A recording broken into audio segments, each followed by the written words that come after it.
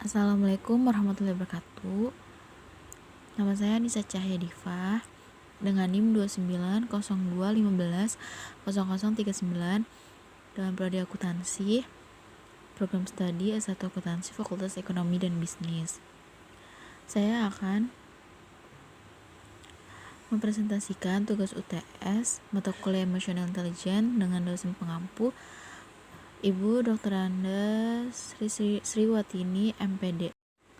1. Arti Emotional Intelligence adalah kemampuan seseorang untuk menerima, menilai, mengelola, serta mengontrol emosi dirinya dan orang lain di sekitarnya. Dalam hal ini, emosi mengacu pada perasaan terhadap informasi akan suatu hubungan, sedangkan kecerdasan intelijen mengacu pada kapasitas untuk memberikan alasan yang valid akan suatu hubungan. Kecerdasan emosional atau EQ belakangan ini dinilai tidak kalah penting dengan kecerdasan intelektual atau IQ. Sebuah penelitian mengungkapkan bahwa kecerdasan emosional 2 kali lebih penting daripada kecerdasan intelektual dalam memberikan kontribusi terhadap kesuksesan seseorang. 2. Tujuan mempelajari emotional intelligence. Tujuannya, emotional intelligence atau yang sering disebut sebagai emotional quotient atau EQ adalah fondasi dari sejumlah keterampilan penting berdampak hampir pada semua yang dikatakan dan lakukan setiap hari. Emotional intelligence atau EQ sangat penting dimiliki karena EQ sangat berpengaruh terhadap kesuksesan dan kebahagiaan hidup seseorang. Emotional intelligence dapat membantu menciptakan hubungan yang lebih kuat, sukses di tempat kerja untuk keberhasilan kinerja dan bahkan sebagian besar kinerja bergantung pada EQ sehingga EQ merupakan prediktor kinerja terbaik, bahkan lebih baik dari EQ. Tentu saja mereka yang ber-EQ tinggi menghasilkan uang lebih banyak, rata-rata sebesar $20 lebih banyak per tahun dibandingkan mereka yang ber-EQ rendah. Sebuah studi yang dilakukan pada lulusan Harvard University, baik dari lulusan bisnis, hukum, kedokteran maupun pengajaran, menunjukkan korelasi nol atau generatif antara indikator EQ atau skor ujian masuk dengan keberhasilan karir berikutnya. Ini menunjukkan pentingnya kecerdasan emosional EQ karena kecerdasan intelektual saja tidak bisa menjamin kesuksesan seseorang di masa yang akan datang. Justru orang yang memiliki kecerdasan emosional yang tinggilah yang dapat mencapai kesuksesan di masa yang akan datang. 3. Manfaat memiliki emotional intelligence. Manfaatnya: 1. Menghadapi stres, mampu mengatasi stres, menghadapi tekanan stres, dan mampu menahan emosi sehingga tidak akan berlarut-larut dalam stres. 2. Counter impulse atau menahan diri, mampu menunda kesenangan sesaat untuk mendapatkan hasil yang lebih baik. Kemampuan mengontrol impuls menahan diri berat suatu seni kesabaran dan rasa sakit atau kesulitan yang ditukar hari ini dengan kesenangan yang jauh lebih besar di masa depan. 3. Mengelola suasana hati, mampu mengelola suasana hati. Mengelola suasana hati adalah kemampuan emosional yang meliputi kemampuan untuk tetap tenang dalam suasana apapun, mampu menghilangkan kecemasan yang timbul, mengatasi kesedihan, dan mampu mengatasi suasana yang menjengkelkan. 4. Prinsip-prinsip pengembangan emotional intelligence.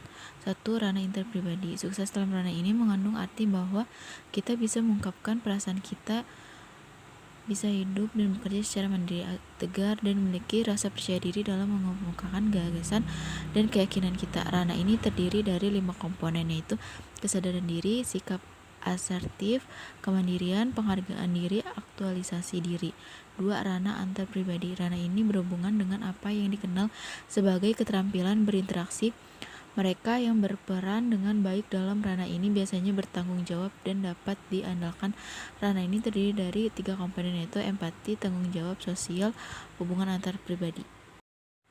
3. Ranah penyesuaian diri. Ranah ini berkaitan dengan kemampuan kita untuk menilai dan menanggapi situasi yang sulit. Keberhasilan dalam ranah ini mengandung arti bahwa kita dapat memahami masalah dan merencanakan pemecahan yang ampuh, dapat menghadapi dan memecahkan masalah keluarga, serta dapat menghadapi konflik baik di lingkungan masyarakat maupun di lingkungan kerja.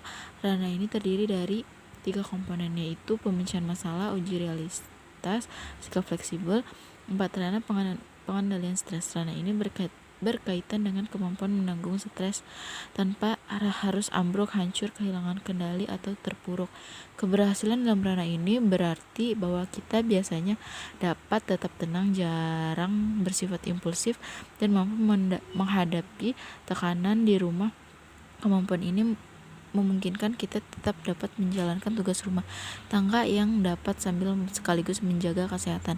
Ranah ini terdiri dari 2 komponen, yaitu ketahanan menanggung stres, 2 pengendalian impuls. 5. Ranah suasana hati umum. Ranah ini berkaitan dengan pandangan kita tentang kehidupan, kemampuan kita bergembira sendirian dan dengan orang lain, serta keseluruhan rasa puas dan kecewa yang kita rasakan. Ranah ini terdiri dari 2 komponen, yaitu kebahagiaan, optimisme. 5. Hambatan dan tantangan dalam mengelola emotional intelligence. Dalam kehidupan, setiap individu pernah mengalami tantangan dan hambatan dalam pekerjaannya. Tantangan dan hambatan yang dihadapi tidak jarang menyebabkan berbagai masalah dalam pekerjaan. Salah satunya adalah stres kerja. Stres di tempat kerja dapat disebabkan oleh tingginya beban kerja, hubungan interpersonal, dan buruknya lingkungan kerja. Jika stres berlangsung lama dan menetap, maka stres akan menyebabkan terjadinya burnout. Burnout adalah kondisi depersonalisasi, kelelahan emosional, dan perasaan rendahnya prestasi pribadi yang terjadi pada individu yang melakukan pekerjaan dengan orang lain. Burnout banyak dijumpai pada individu yang bekerja di bidang pelayanan kemanusiaan dan di bidang pelayanan masyarakat. Burnout diakibatkan oleh stres yang berlangsung lama serta terjadi ketika individu meragukan nilai pribadinya. Burnout dapat terjadi di tempat kerja, di mana struktur dan lingkungan kerja yang buruk akan memengaruhi interaksi dan kualitas kerja individu.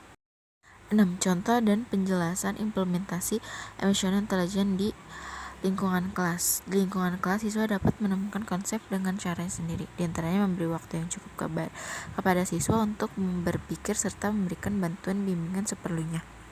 B. Lingkungan kampus mengajarkan memecahkan masalah, menghargai privasi mahasiswa, serta mengembangkan empati atau kepedulian. C. Lingkungan kerja membuat keputusan dan menyelesaikan masalah dengan lebih baik, tetap tenang ketika berada di bawah tekanan, menyelesaikan konflik, memiliki empati yang lebih besar, mau mendengar, merefleksikan, dan menanggapi kritik yang membangun. Di lingkungan masyarakat, satu komunikasi yang efektif. Dengan komunikasi yang efektif, Anda dapat mencapai kerja tim yang jauh lebih baik. Kecerdasan emosional yang tinggi dapat membuat seseorang mampu mendengarkan dan memberi respon secara baik dengan rekan. 2. Mampu menerima masukan. Kritik tentunya sangat penting agar seseorang menjadi lebih berkembang. Seseorang yang cerdas IQ-nya dapat menerima kritik dengan baik tanpa melakukan pembelaan diri. Sekian presentasi dari saya, semoga dapat dipahami. Mohon maaf atas kekurangannya. Akhir kata, wassalamualaikum warahmatullahi wabarakatuh. Terima kasih.